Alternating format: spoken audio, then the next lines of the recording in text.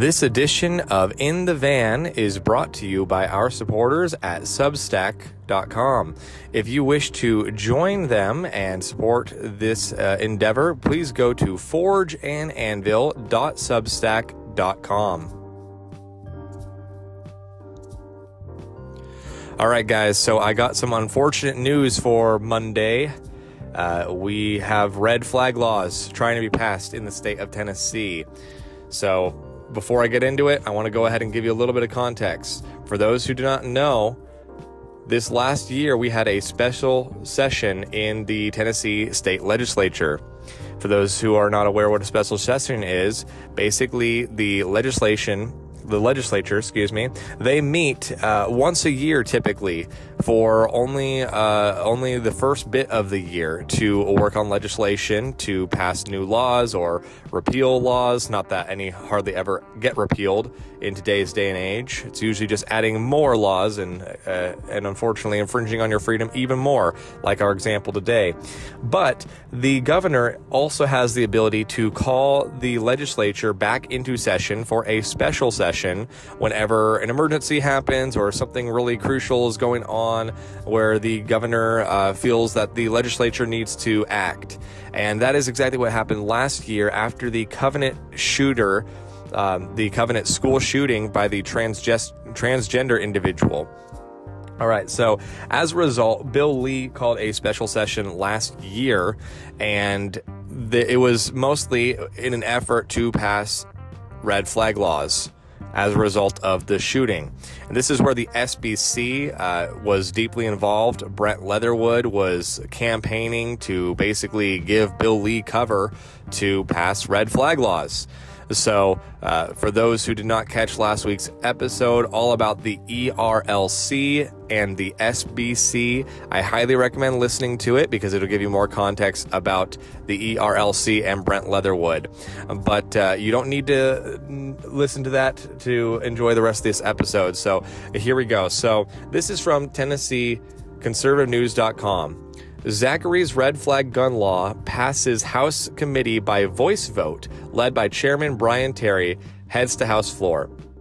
A Tennessee bill that expands current state law requiring mental health professionals to report the possibility of potentially violent acts by their patients passed by another voice vote, this time in full House Health Committee, led by Chairman Brian Terry. The bill passed the House Health Subcommittee at the end of last month in much the same way. House Bill 1625 passed the House floor during the special session last August, but the Senate declined to act on the bill at that time. Sponsor of the bill, Representative Jason Zachary of Knoxville, District 14, he's a Republican by the way, who worked with Covenant school parents on the language. There it is. That's what I'm talking about. Covenant school parents, most likely referring to Brent Leatherwood of the SBC and people like Moms Demand, which is a group all about gun control in Tennessee. All right, let's continue on. Who worked with Covenant school parents on the language, says that the Tennessee Psychological Association is in support of the proposed expansion of the law.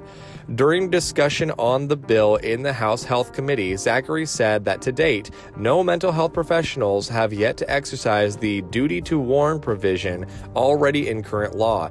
Zachary said that the statute is vague and does not tell these care providers to whom they must report a clearly identified victim at risk of harm. Zachary's bill informs mental health providers that in cases of risk of imminent harm, they must report to law enforcement. If the threat is more vague, they may call 988, which is the Tennessee statewide crisis line.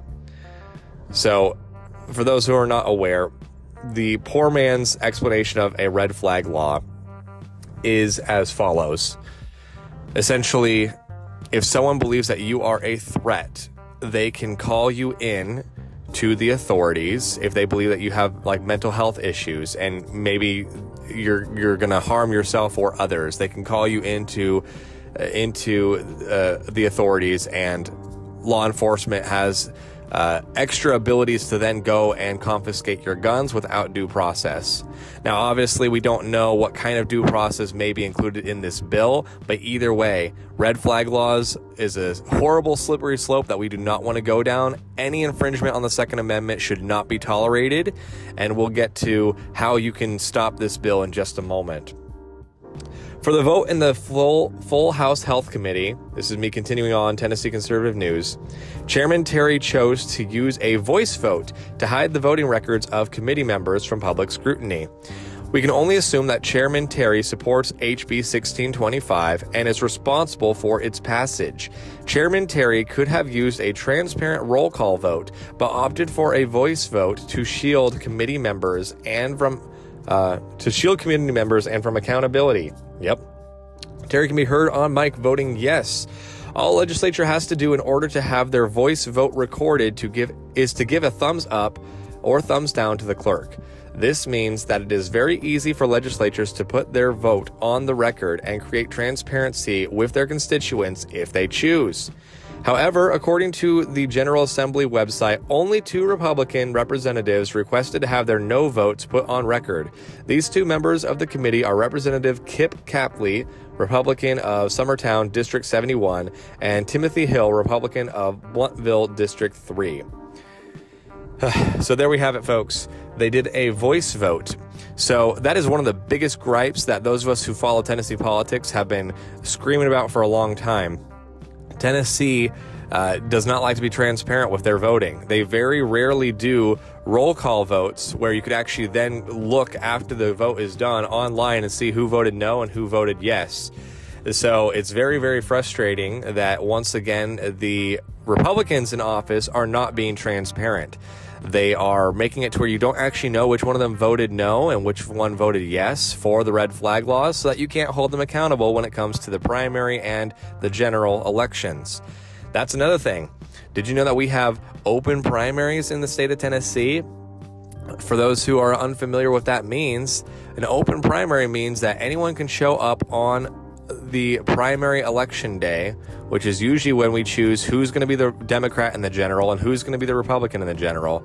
Well, it allows registered Democrats to vote in the Republican primary. A lot of them do that because we are a very conservative state and they're not going to get their Democrat elected. So instead, what they'll do is they will go on the Republican primary and they will vote for the most liberal of the conservative candidates, so that they can have very squishy Republicans and more corporate types in the Tennessee legislature.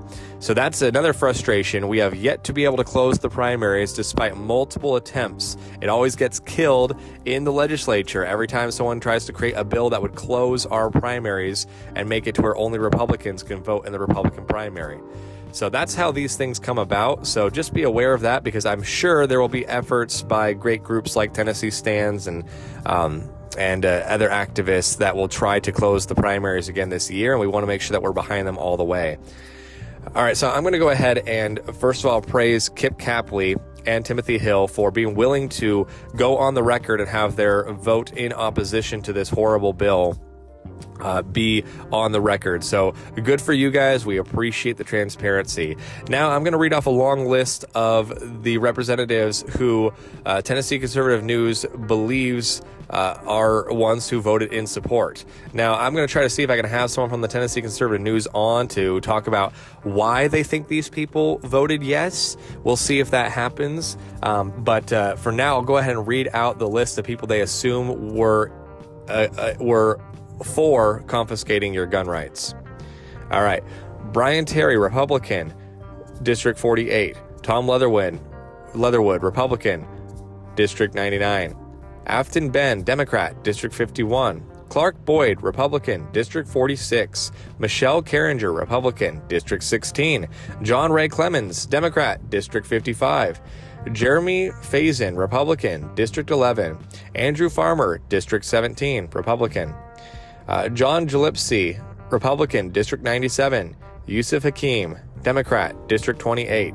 David B. Hawk, Republican, District 5. Esther Helton Haynes, Republican, District 30. Caleb Hemmer, Democrat, District 51. Gary Hicks, Republican, District 9. Tim Hicks, Republican, District 6. Darren Jernigan, Democrat, District 60. Sabi Kumar, Republican, District 66. Brock Martin, Republican, District 79. Bo Mitchell, Democrat, District 50. Iris Rudder, Republican, District 39. Paul Sherrill, Republican, District 43. Ron Travis, District 31, Republican. Kevin Vaughn, Republican, District 95. Sam Whitson, Republican, District 65. Ryan Williams, Republican, District 42, representing Putnam County. So, again, we don't know definitively if those members voted in favor of this red flag law, but the fact that they made a point to not record their opposition makes me think that they definitely were in favor. Because why would you not, in the most conservative state like Tennessee, want to be on record saying that you voted against gun confiscation? So the fact that they're not on the record makes me very suspicious that the Tennessee Conservative News is correct and those members voted yes. So this is what you need to do now. You need to take action. You need to reach out to those representatives through email and through phone call. Let them know that you absolutely oppose this bill and any bill, whether it's called a red flag law or something fancy that they try to hide it behind. Let them know that any form of infringement on the Second Amendment will not be tolerated in the state of Tennessee, no matter how minuscule they try to argue it is. It does not matter if they say that there's a ton of protections. It's a slippery slope that we do not want to go down, and we need to make sure that any Republican that is for gun confiscation, that their political career is dead in Tennessee. So contact those representatives. I will go ahead and link the article from Tennessee Conservative News in the description, because when you click on it and you go to the bottom and you see the list of representatives that I just read off, each one actually has a link, and you can click on the link and it will take you to their contact page where you can find their phone number, their office, and their email. Be respectful, because if you're disrespectful, they might just pass this bill in spite of you, to spite you. Whereas if you are respectful but firm, it does really help. We want to mount a proper opposition campaign.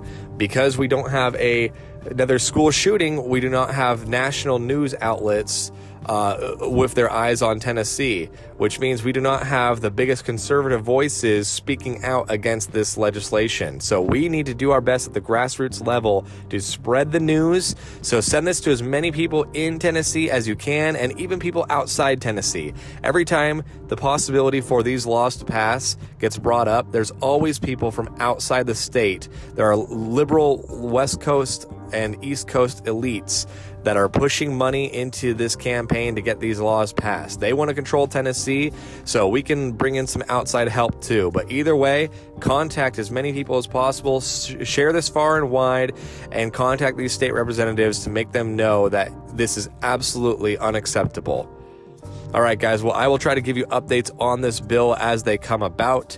Thank you so much for listening. If you want to support the show, go to forgeandanvil.substack.com. We really appreciate your support, and have a great Monday.